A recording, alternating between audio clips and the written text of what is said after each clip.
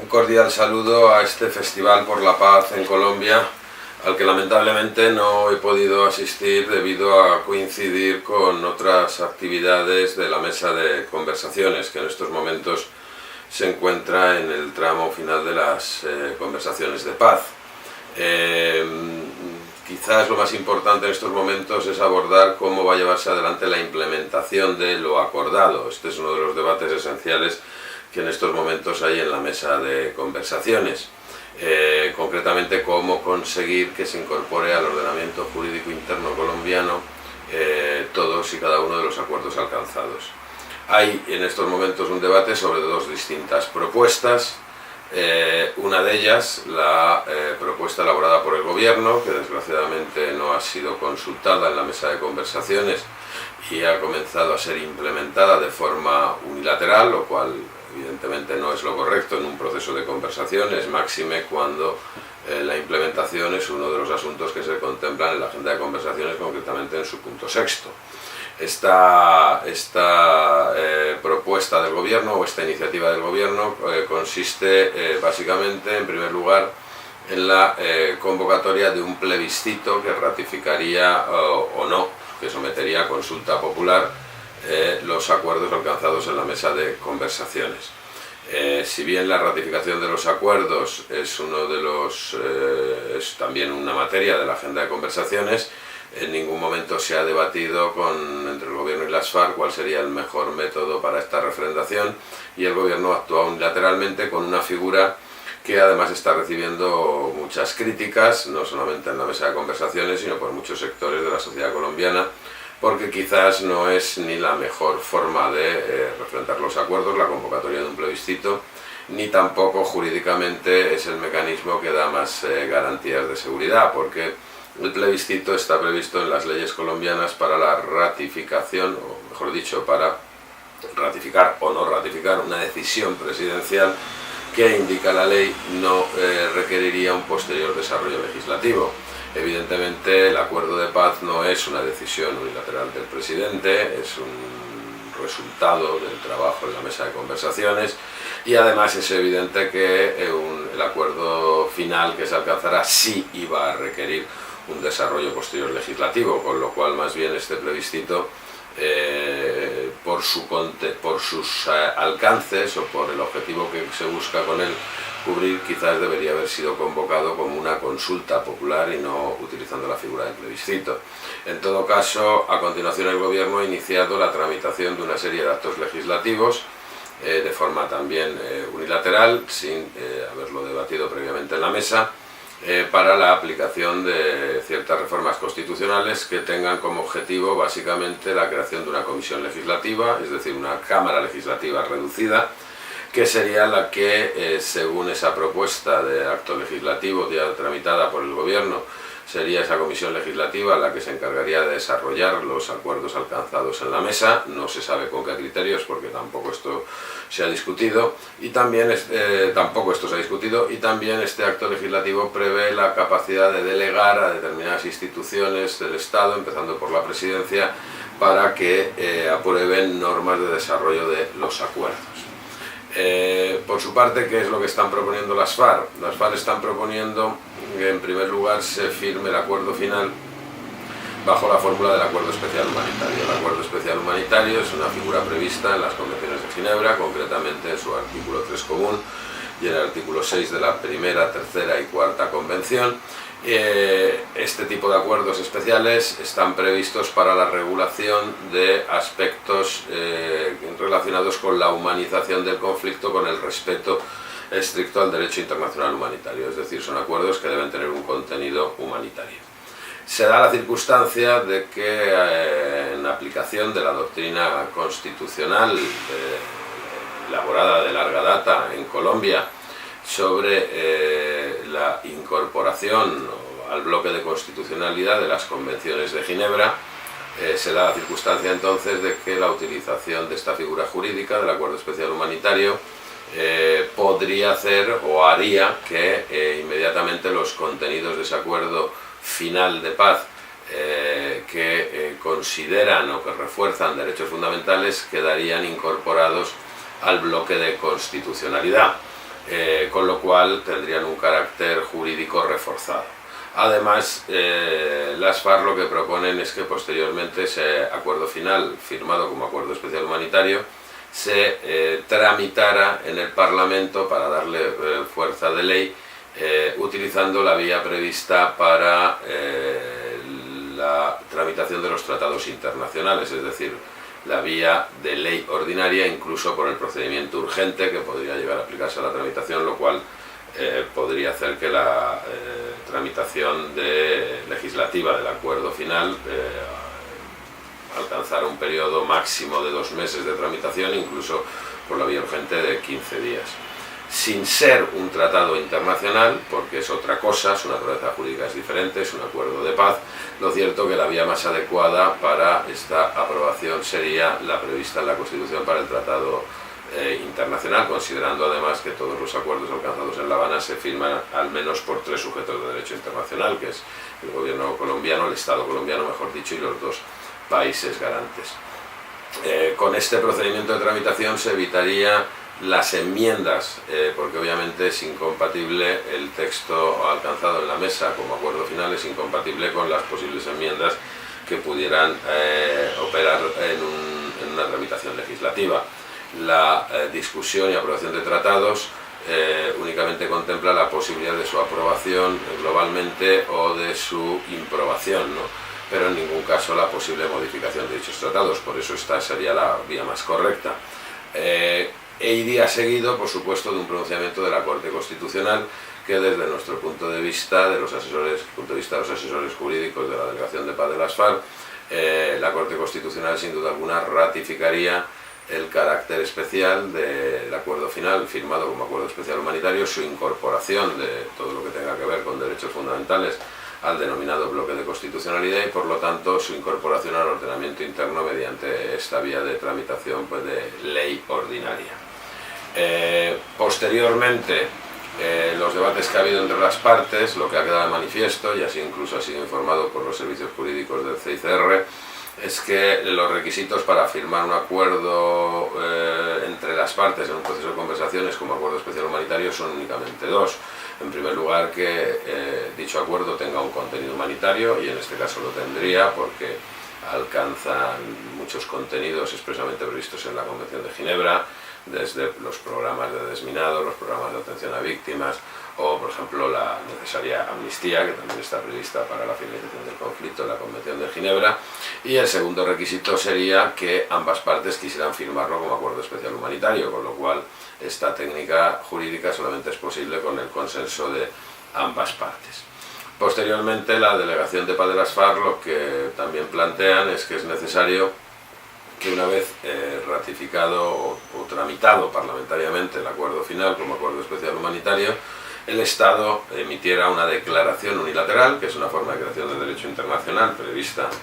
en la costumbre internacional, mediante una declaración unilateral del Estado ante las Naciones Unidas se solicitara la incorporación del acuerdo final a una resolución del Consejo de Seguridad de Naciones Unidas, con lo cual se le daría un valor jurídico internacional que lo preservaría de tentaciones de posteriores gobiernos de pretender variar el acuerdo, porque desde luego lo que no es posible es que se entienda que el acuerdo de paz sea suscrito entre un gobierno y las FARC. Es decir, el acuerdo de paz final se suscribirá entre el Estado colombiano y las FARC, con lo cual es obligación de sucesivos gobiernos colombianos respetarlo. El principal problema de la técnica de implementación de los acuerdos que ha diseñado el gobierno es que no prevé la aprobación del acuerdo final, su incorporación como tal al ordenamiento jurídico interno, sino que únicamente prevé la incorporación mediante desarrollos parciales de aspectos que ni siquiera han sido negociados hasta ahora. En todo caso, se utilice una vía u otra, esperemos que la del acuerdo especial humanitario, acompañado por una declaración unilateral del Estado, por dar mucha más solidez jurídica, tanto en el orden interno como en el orden internacional. Lo que es evidente es que son muchísimos los cambios constitucionales que va a provocar la firma del acuerdo de paz, con lo cual se hace imperativo y prácticamente inaplazable la convocatoria de una Asamblea Nacional Constituyente. pero la Asamblea Nacional Constituyente no se plantea o no se defiende por la Delegación de Paz de las FARC como el mecanismo para la aprobación del acuerdo, porque ello demoraría demasiado y mientras tanto se generaría una situación de inseguridad jurídica. La Asamblea Nacional Constituyente se propone como un mecanismo que permita posteriormente desarrollar la nueva institucionalidad que surgirá de los acuerdos de paz de La Habana, es decir, un objetivo a medio plazo posterior a la firma de los acuerdos de paz.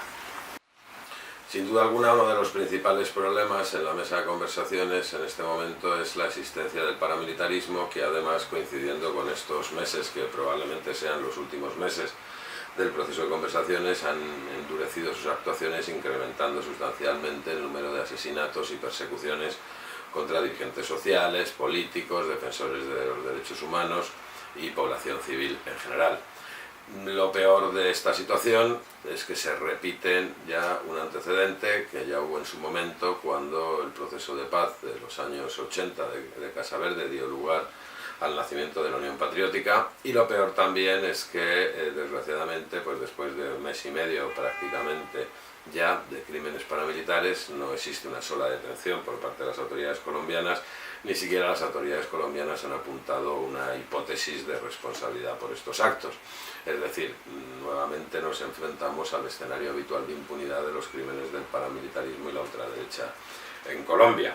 En estos momentos en la mesa de conversaciones se debate el punto de garantías de seguridad previsto en la agenda, que tiene que ver con el desmantelamiento, el esclarecimiento del fenómeno del paramilitarismo y su desmantelamiento.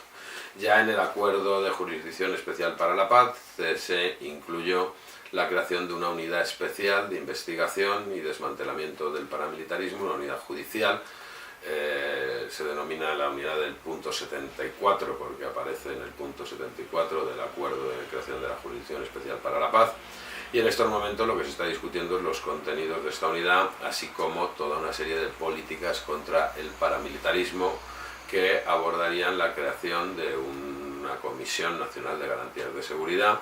que de alguna forma tendría que coordinar las políticas del Estado contra el paramilitarismo y a la vez garantizar la seguridad de los dirigentes políticos, sociales, comunitarios y defensores de derechos humanos para que no se repitan los crímenes que se han producido. La Delegación de Paz de las FARC lo que viene solicitando es la puesta en marcha inmediata de un plan de choque contra el paramilitarismo, que obviamente no es algo que tenga que negociarse en la mesa de conversaciones, sino que es una responsabilidad del Estado, pero exigiéndole al Estado que dé resultados y que muestre una voluntad de confrontación clara con el fenómeno del paramilitarismo, que no hace falta repasar las cifras de la Ley de Justicia y Paz, pero en todo caso de los 30.000 paramilitares postulados a la Ley 975, pues únicamente ha habido 33 sentencias 10 años después, 140 condenados, y 2.000 de estos postulados han cumplido 8 años de condena sin sentencia y ya están siendo excarcelados, ¿no? En todo caso son más de 20.000 los que en ningún momento han dado cuenta de sus responsabilidades, es decir, el paramilitarismo sigue vivo, sigue actuando y sigue en absoluta impunidad. Desde luego el no desmantelamiento del paramilitarismo y no el combate eficaz por parte del Estado es un serio problema a la hora de definir la hoja de ruta del fin del conflicto y concretamente a la hora de definir los métodos de reincorporación a la vida civil y dejación de armas de los antiguos guerrilleros, que obviamente pues exigen que este fenómeno del paramilitarismo concluya para de esta forma tener garantías de seguridad, no solamente ellos, sino las comunidades en los lugares donde de hecho las comunidades han estado protegidas del fenómeno del paramilitarismo no por los agentes del Estado, sino por la propia existencia de la guerrilla. Cuando la guerrilla deje de existir, pues no cabe duda de que se va a incrementar duramente el peligro en estas regiones. Incluso es posible pues una cierta tentación por parte de grupos paramilitares de ocupar territorios hasta ahora controlados y dominados por las FARC, y desde luego en estos últimos meses va a estar muy vinculado la necesidad de que se alcancen medidas eficaces para combatir el paramilitarismo y la rápida o la más o menos rápida conclusión del proceso de negociaciones de paz. La Jurisdicción Especial para la Paz pues ha recibido muchas críticas, unas positivas y otras negativas, lo cual es lógico teniendo en cuenta que es un sistema absolutamente innovador, a años luz de cualquier otro mecanismo de justicia acordado en ningún proceso de paz. Basta repasar los últimos procesos de paz firmados en el mundo, el Acuerdo de Argel del año 2015 que puso fin al conflicto entre el Estado de Mali y la guerrilla secesionista Azawad del norte de esta república, o el acuerdo del año 2014 de Bangsamoro entre la guerrilla independentista musulmana de Mindanao y el gobierno de Filipinas. En ambos acuerdos, avalados por la comunidad internacional, por el Consejo de Seguridad de Naciones Unidas, por países garantes que están interviniendo en la Mesa de La Habana, de justicia apenas se hablan 12 líneas o una página en cada uno de estos acuerdos sin que haya la más mínima concreción. Esta es una primera constatación, es decir, el Acuerdo de Jurisdicción Especial para la Paz alcanzado en Colombia es un acuerdo serio, consistente, complejo, con unos mecanismos complejos que tienen como finalidad acabar con la impunidad. Por primera vez en la historia de Colombia y en cualquier conflicto armado se crea una jurisdicción especial que va a tener competencia para juzgar o para conocer las responsabilidades de todos los actores que han intervenido en el conflicto. Por supuesto, no solamente la guerrilla, pero por supuesto no solamente los combatientes, es decir, no solamente las guerrillas y los agentes del Estado. Esta jurisdicción va a tener competencia para examinar las responsabilidades de civiles, ya sean políticos, ya sean empresarios, ya sean financiadores o organizadores del paramilitarismo, ya fueran agentes de gobiernos extranjeros. Es decir, es el intento más serio de acabar y combatir la impunidad que ha habido no solamente en Colombia, sino en cualquiera de los procesos de paz habidos después del final de la Segunda Guerra Mundial en el mundo. No hay que perder de vista que este es un proceso negociado y que los tribunales internacionales únicamente se han creado en aquellos casos en los que ha habido una intervención directa de la comunidad internacional y una oposición por vía de Naciones Unidas, lo que no es el caso porque en estas conversaciones esta jurisdicción especial se ha acordado de mutuo acuerdo entre las partes sin necesidad de ninguna imposición de la comunidad internacional. Entre las críticas que ha habido sobre el proceso, sobre el acuerdo de jurisdicción especial de paz, pues efectivamente destacan las de Human Rights Watch. Sorprendentes críticas, teniendo en cuenta que comenzaron apenas 6 horas de que se diera a conocer en el mes de septiembre el acuerdo al mundo, cuando ni siquiera se conocía el texto, es decir, cuando únicamente se había divulgado un comunicado con 10 puntos muy resumidos de un acuerdo que tiene más de 75 puntos, más un anexo sobre sanciones, pues ya Human Rights Watch tomó una decisión, una posición de crítica, justificando que este acuerdo garantizaría impunidad. No oímos las voces de Human Rights Watch en el proceso de paz de Argel, que mencionaba antes, en Mali, o en el de Bangsamoro, Filipinas, pero en todo caso, bienvenidas sean esas críticas, aunque deberían tener cierto sustento que no se aprecia. Las últimas declaraciones realizadas por el señor Vivancos hace apenas unos días pues no han dejado de ser sorprendentes, como todas las que suelen hacer los portavoces de Human Rights Watch sobre este acuerdo de Jurisdicción Especial para la Paz, porque el señor Vivancos nada más y nada menos que habla de un documento inexistente para justificar la supuesta impunidad en la que quedarían los responsables de los falsos positivos. Es decir, el señor Vivancos la impresión que da es que se refiere a un comunicado de prensa que existe en la página web del Gobierno de Colombia, que ni es parte de los acuerdos ni responde al contenido del Acuerdo de Jurisdicción Especial de Paz, sino que es simplemente eso, una nota de prensa deficientemente elaborada por los funcionarios correspondientes del Alto Comisionado para la Paz del Gobierno colombiano, imagino que siguiendo las indicaciones que les haya dado algún responsable político a la hora de elaborar esa nota. En todo caso, decir que este acuerdo va a propiciar la impunidad en el caso de los falsos positivos es una absoluta atrocidad. En primer lugar, será el Tribunal Especial para la Paz el que decida si existen puntos de conexión entre los falsos positivos y el conflicto para declararse o no competente en los casos de falsos positivos. Pudiera incluso darse el caso de que el tribunal se declarara competente en unos casos sí y en otros no. Por ejemplo, en casos de ejecuciones extrajudiciales ocurridas en el contexto de combates, aunque no hubieran sido dentro del combate,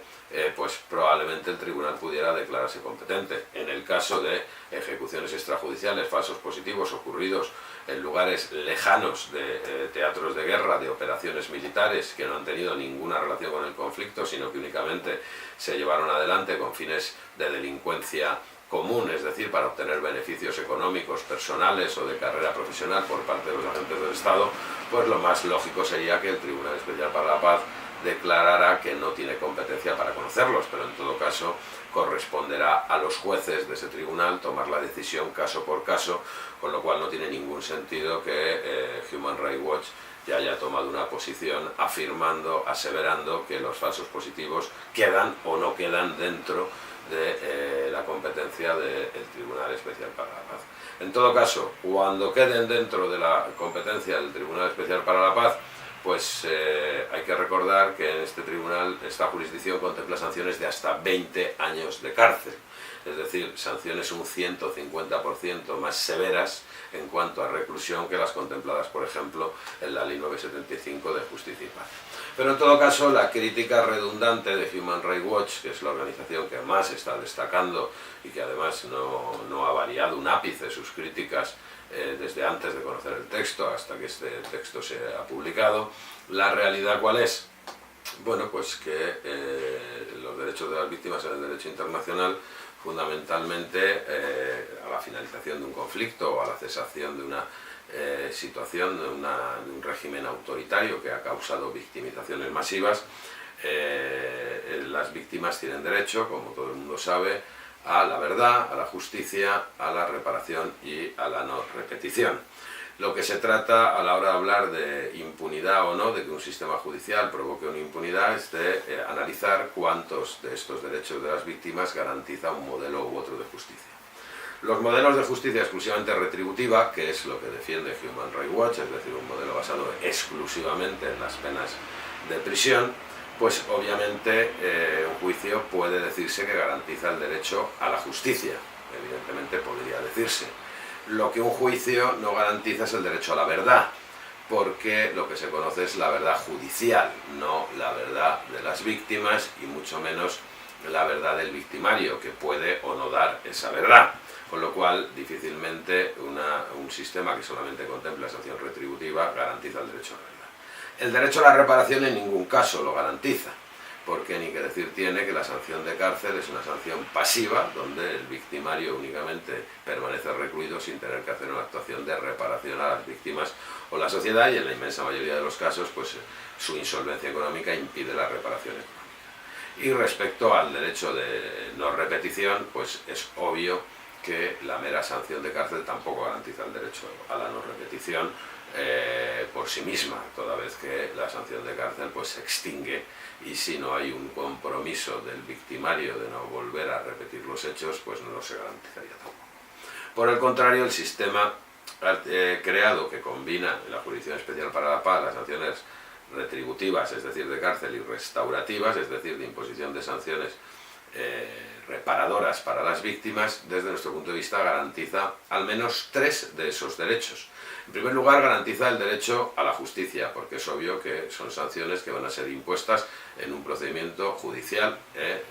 contradictorio mediante la emisión de una sentencia por un tribunal. En segundo lugar, garantiza el derecho a la verdad, la imposición de la sanción restaurativa, porque únicamente puede imponerse sanción restaurativa si previamente hay un reconocimiento de verdad por parte del victimario, una verdad detallada, exhaustiva y concreta. En tercer lugar, garantiza el derecho a la reparación, porque la sanción restaurativa no es ni más ni menos que la ejecución de contenidos de los acuerdos de paz para reparar el daño causado a las víctimas y para reparar el daño causado a la sociedad. No perdamos de vista que en los procesos de paz, y esto es una constante, un comportamiento habitual, son los sectores de la sociedad con más capacidad económica, a los cuales el conflicto les ha afectado menos económicamente, los que suelen indefectiblemente solicitar sanciones retributivas de cárcel, mientras que son los sectores a los cuales el conflicto les ha causado una situación de exclusión social, los ha empobrecido, los que habitualmente reivindican sanciones restaurativas de reparación, porque qué menos que a la finalización del conflicto se sanee esa situación de exclusión social que la víctima ha sufrido, además de la propia victimización física o psicológica, como un daño añadido, ¿no? La situación de exclusión social, de pérdidas económicas, de marginalidad económica en la que ha quedado. Y esto es lo que se pretende con los programas de reparación. Es decir, y además se garantiza también con la sanción restaurativa el derecho a la no repetición, en la medida en que son sanciones impuestas desde el punto de vista del reconocimiento del daño causado y el compromiso por reincorporarse a la actividad, a la sociedad, resocializar la conducta del sancionado a través de la realización de unas actividades en beneficio de la comunidad. Es decir, las sanciones restaurativas garantizan el derecho a la verdad, a la justicia, a la reparación y a la no repetición, mientras que las sanciones retributivas que Human Rights Watch defienden como las únicas que no provocan impunidad, pues en el mejor de los casos solamente garantizan el derecho a la verdad. Es obvio que por lo tanto las sanciones retributivas, con un análisis sosegado y medianamente técnico, pues se puede llegar a la conclusión de que son las sanciones que habitualmente más favorecen la impunidad. Para evitar la impunidad en cualquier sistema jurídico o judicial hacen falta una serie de elementos, ¿no? En primer lugar hace falta una normativa estricta, unas normas de derecho positivo que permitan combatir esa impunidad. En segundo lugar hace falta unos operadores jurídicos, en este caso unos jueces, con la voluntad para poner en práctica esas normas que tienen a su disposición para acabar con la impunidad. Y en tercer lugar hace falta una serie de recursos técnicos, infraestructuras, medios económicos para que los operadores jurídicos, los jueces, puedan aplicar esas leyes aptas para combatir la impunidad de la forma mejor posible. Es decir, son muchos los elementos que van a influir a la hora de que la Jurisdicción Especial para la Paz consiga o no acabar con la impunidad. Desde mi punto de vista, el mayor problema será que disponga de medios suficientes, y esto será imprescindible que la comunidad internacional esté dispuesta a financiar esta jurisdicción, de forma que no quede hipotecada por la disposición presupuestaria que uno u otro gobierno de Colombia estén dispuestos a poner a disposición de la Jurisdicción Especial de Paz, sino que tenga una financiación estructural, constante, habitual por parte de la comunidad internacional para que pueda acometer su tarea. Lo que es evidente es que una jurisdicción que tiene competencia para juzgar, para conocer todos los actos criminales ocurridos con ocasión o durante el conflicto, una jurisdicción que no prevé la amnistía para ningún delito considerado crimen internacional, es decir, para ningún delito de lesa humanidad, crimen de guerra o, por supuesto, genocidio, y una jurisdicción, además, que es competente para conocer respecto a cualquier persona, no solamente combatientes, que haya intervenido directa o indirectamente en el conflicto, pues, hombre, evidentemente no es una jurisdicción que vaya a facilitar la impunidad, sino que más bien es probablemente la jurisdicción que hasta ahora se ha creado en Colombia con más garantías o más elementos o más vocación de combatir la impunidad, ¿no? No hay que perder de vista que esta jurisdicción estimula el reconocimiento de verdad. Es la única manera, además, de poder procesar las decenas de miles de casos de violaciones a los derechos humanos que ha habido a lo largo del conflicto colombiano y de infracciones graves al derecho internacional humanitario.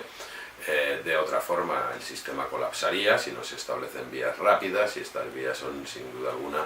ese estímulo al ofrecimiento de verdad.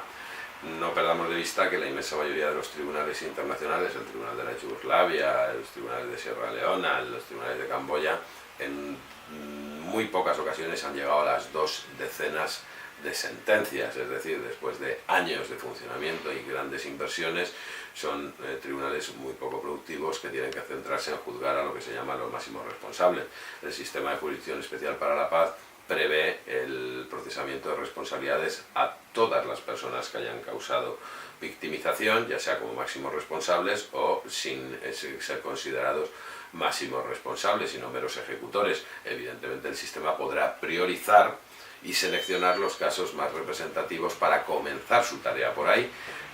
por esos casos, pero en absoluto dejando sin procesar el resto de casos aún que no sean atribuibles a los máximos responsables. Esto también es importante ponerlo de manifiesto porque ha habido mucha confusión, y el hecho de que el sistema contemple mecanismos de priorización y selección de casos no significa que vaya a dejar de conocer respecto al resto de casos que en un primer momento no se interprete o no se consideren que son prioritarios, ¿no? Pero finalmente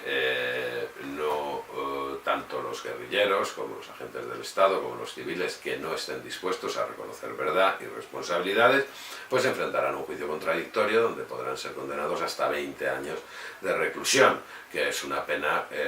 20 años de cárcel, pues más que suficiente desde el punto de vista de los juristas que elaboraron esta propuesta. Es más, cualquier sanción de cárcel de una duración superior a los 20 años, desde mi punto de vista,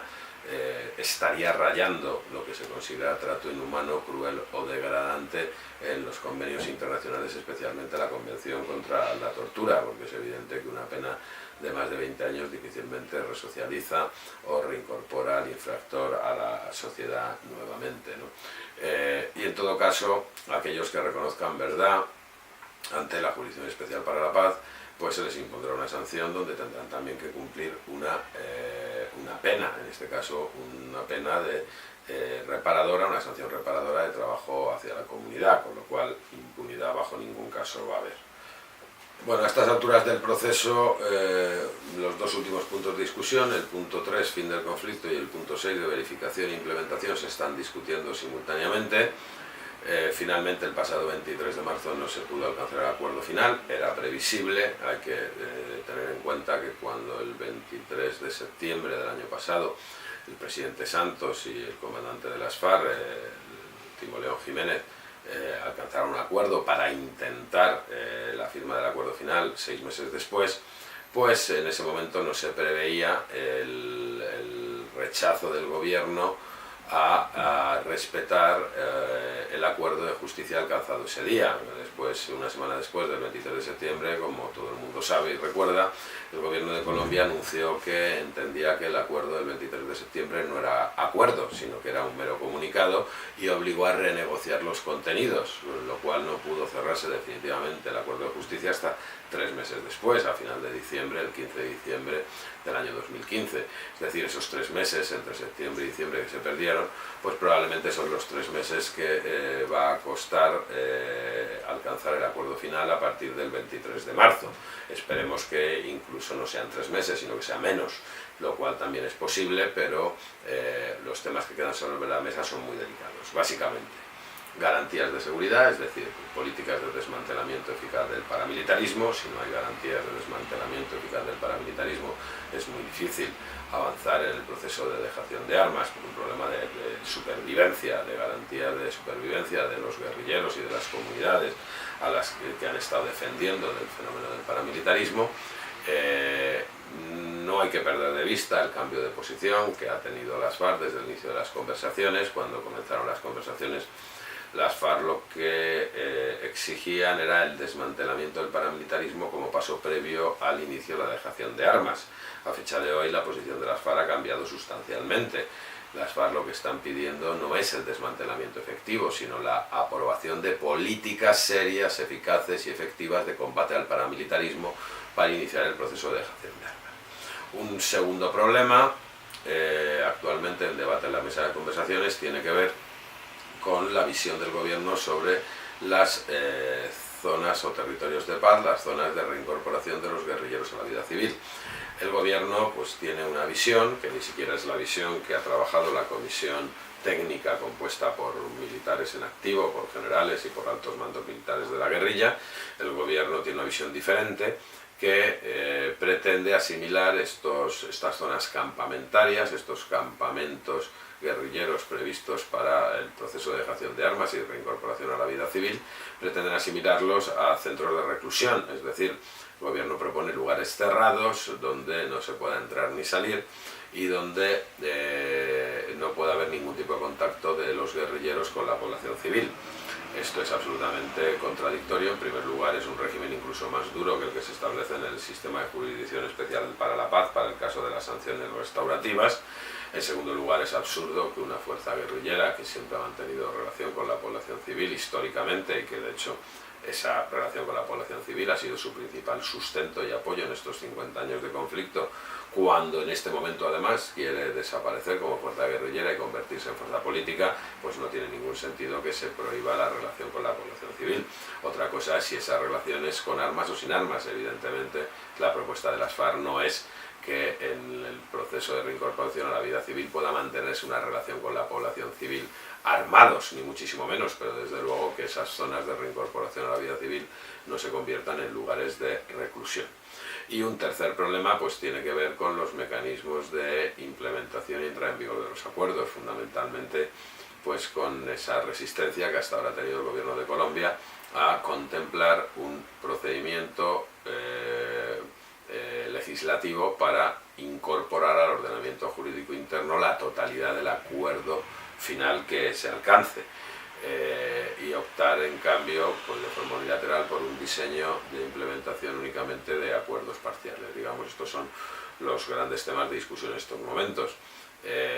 Yo creo que habría sido absolutamente factible que en el anterior ciclo, que concluyó el 23 de marzo, se hubiera alcanzado una propuesta sobre hoja de ruta. De hecho, la delegación de las FARC presentó una propuesta muy clara y muy contundente, que incluso contemplaba la finalización del proceso de dejación de armas antes de concluir el año 2016. Eso presupone que la firma del acuerdo de paz no podrá ser más tarde del primer semestre del año 2016, es decir, mi previsión es que si ambas partes se ponen a trabajar intensamente en la mesa para abordar los temas pendientes y no se pierde tiempo en discusiones innecesarias, para finales del mes de mayo o finales del mes de junio, como muy tarde, estaría cerrado todos los puntos, incluido el acuerdo final, lo cual permitiría iniciar el proceso de dejación de armas. Permitiría en primer lugar la entrada en vigor de la amnistía. Recordemos que además la amnistía que se ha contemplado en el Acuerdo de Jurisdicción Especial para la Paz es una amnistía que no solamente va a alcanzar a guerrilleros, sino a personas condenadas por protesta social, por la Ley de Seguridad Ciudadana, por el ejercicio de liderazgo comunitario, social, político, sindical. Y además también es una amnistía que va a alcanzar a personas acusadas de ser rebeldes pero que no se reconocen como tales, es decir, que nunca han pertenecido a organizaciones guerrilleras, ¿no? Sin duda alguna, una vez firmado el acuerdo final de paz, pues es imprescindible la entrada en vigor de la amnistía, el inicio del proceso de dejación de armas y de reincorporación a la vida civil, pero perfectamente todo ese proceso, si hay compromiso y seriedad por parte del gobierno de poner en marcha las políticas de seguridad, es decir, de combate eficaz al paramilitarismo, ese proceso de dejación de armas podría estar concluido perfectamente a finales del año 2016 o los primeros días del año 2017, con lo cual el conflicto de más de 50 años entre el Estado y las FARC pues, se podría dar por concluido, y las FARC deberían desde ese momento estar en condiciones de concurrir políticamente a la normal confrontación política y electoral, es decir, deberían estar en condiciones de tener una fuerza política desde la que poder continuar pues, sus luchas, ya no por la vía armada, sino por la vía estrictamente política. Yo espero que así sea, creo que estamos en los últimos momentos del proceso de negociación. Como dicen los expertos en procesos de paz, siempre los últimos meses son los más difíciles en cualquier proceso, porque las partes pueden tener tentaciones de intentar regates cortos para llegar en la mejor posición posible a la firma del acuerdo final. No hay que ponerse nervioso, no hay que preocuparse por las pequeñas crisis que puedan ir desatándose en este contexto. Lo importante es no perder tiempo, trabajar intensamente en los temas pendientes y conseguir una mayor implicación en estos meses que quedan de la sociedad colombiana, especialmente respecto a lo que tiene que ver con las garantías de no repetición del conflicto. Y en ese sentido, uno de los temas que queda pendiente, tal y como ha propuesto las FARC, recogiendo una propuesta hecha por la sociedad civil colombiana, es imprescindible crear una amplia comisión nacional de garantías de no repetición, donde se participen representantes de una mesa de conversaciones, donde participen representantes de la sociedad civil, de organizaciones de víctimas, de derechos humanos, fuerzas políticas, para que la firma del acuerdo final tenga un mecanismo reforzado que garantice la no repetición y que sea un mecanismo compuesto ni más ni menos que por la sociedad colombiana en su conjunto. Finalmente, quiero desear muchos éxitos a los organizadores del Festival por la Paz en Colombia, en Francia, muchos éxitos al festival, que los debates sean lo más positivos posibles y se extraigan las mejores conclusiones, y ojalá que esas conclusiones también se puedan hacer llegar a la mesa de La Habana para que ambas partes las tengan en consideración